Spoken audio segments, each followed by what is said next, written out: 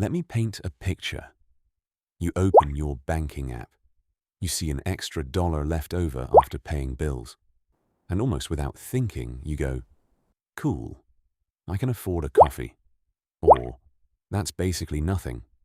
Or, it's just a dollar. Who cares? And here's the thing.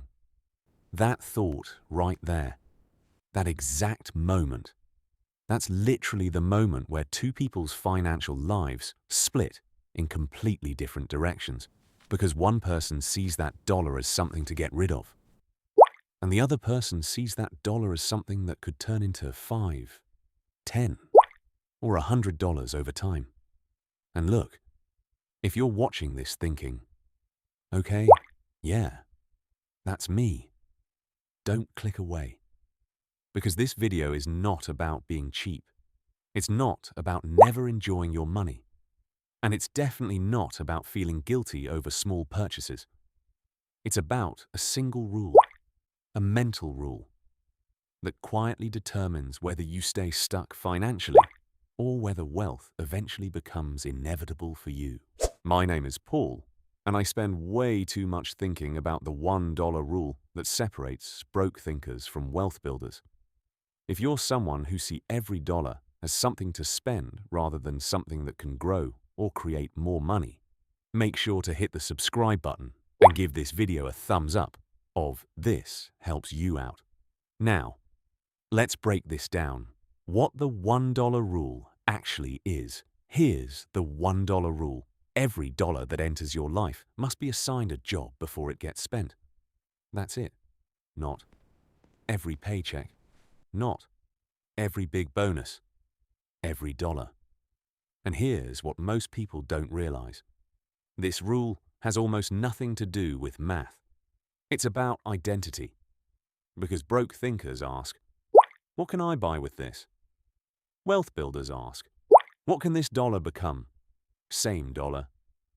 Completely different future. Now you might be thinking, Paul, come on, it's $1. $1 doesn't matter. And yeah, on the surface, that sounds reasonable. But let me show you why that mindset is exactly the problem. According to the Bureau of Labor Statistics, the average American spends over $18,000 a year on non-essential discretionary purchases. That's coffees, convenience food, impulse buys, subscriptions, and random, why did I buy this? Spending. That's not rich people. That's not millionaires. That's average earners. Which tells us something uncomfortable. It's not that people don't make enough money. It's that money is leaking out in tiny, unexamined decisions. And those decisions all start with the same belief.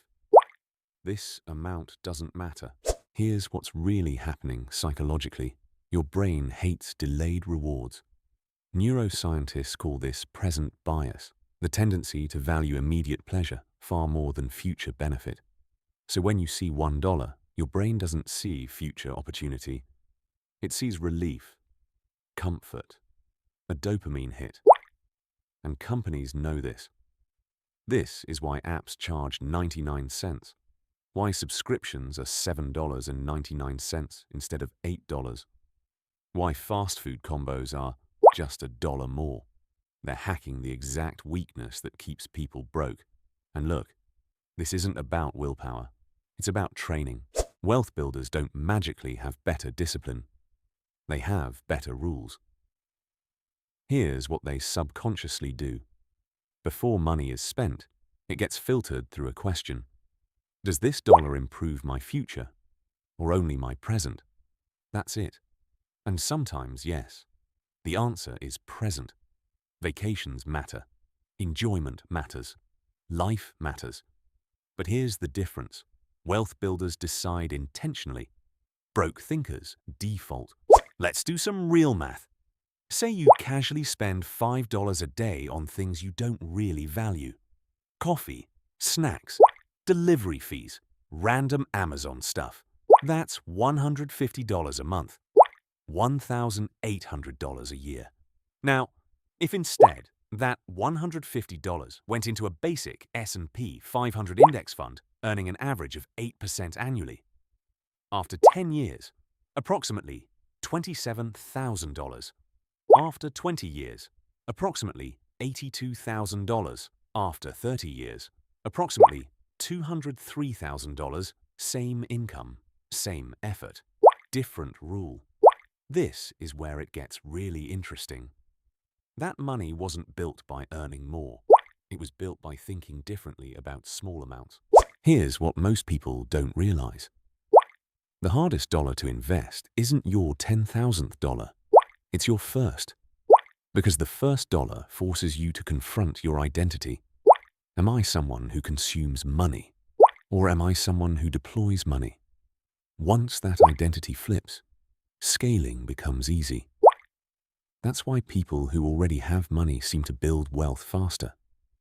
They're not smarter. They're just operating under a different mental rule. Now, you might be thinking, okay, Paul, but I don't make enough money to do this. And look, I get it. But this rule actually matters more when income is low. Because when income is high, mistakes are forgiven. When income is low, mistakes compound. A Federal Reserve study showed that nearly 40% of Americans can't cover a $400 emergency without debt. Not because they never earned $400, but because every dollar that passed through their hands was treated as disposable. Let me give you a real-world example. Two people earn $50,000 a year. Person A spends whatever's left after bills. Person B invests first. $100 per paycheck. Same lifestyle, same stress, same income. After 25 years, Person A has maybe some memories and worn-out stuff. Person B has over $250,000 invested. And here's the wild part. Person B never felt rich. They just followed the rule. This rule feels annoying at first. It feels restrictive because it forces awareness.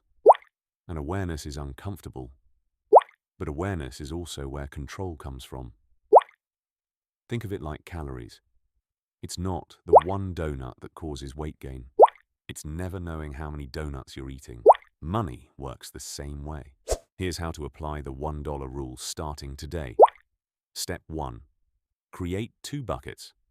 Every dollar goes into either growth enjoyment, no third option. Step 2. Pay growth first, even if it's $1, even if it feels stupid. Consistency trains identity. Step 3. Automate it, remove emotion. Let systems do the work. Step 4. Spend the rest. Guilt-free. Because intentional spending beats restriction every time. The goal isn't to hoard money. The goal is to stop letting money disappear without a vote. Because wealth isn't built in big moments. It's built in thousands of tiny ones. And every single one starts with the same question. What is this dollar's job? Look, no one is coming to save you financially. And that's not scary. That's empowering. Because once you understand this rule, money stops being something that controls you and starts being something you command. If this video helped you see money differently, hit the thumbs up. It tells the algorithm to show this to people who actually need it. Subscribe if you want more videos that challenge how you think about money. And remember, wealth isn't about how much you make. It's about how seriously you take every single dollar. I'll see you in the next one.